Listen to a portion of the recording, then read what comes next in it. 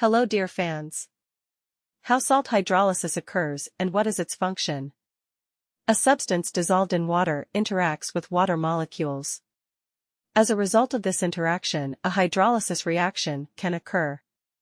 Due to hydrolysis, a lot of very important chemical processes take place in nature. How does the hydrolysis reaction take place?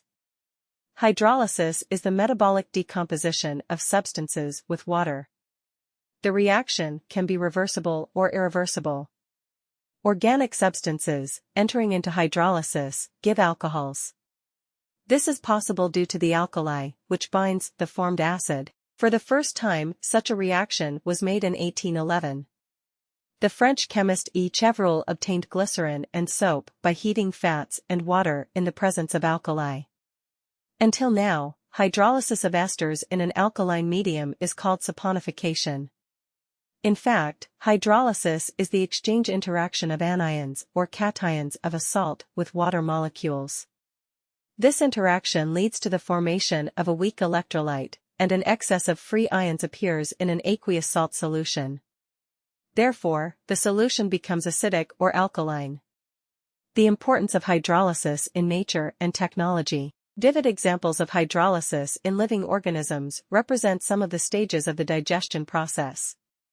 In the intestine, under the influence of enzymes, edible fats are transformed into organic acids and glycerin. Further, these substances are absorbed into the blood and used as a building material for the living tissue of various organs. One of the most important roles of hydrolysis in a living organism is the breakdown of LTP into ADP, resulting in the release of energy. Hydrolysis of fats is used industrially to produce soap and glycerin. With the help of starch hydrolysis, molasses are created, which is used in the preparation of confectionery products.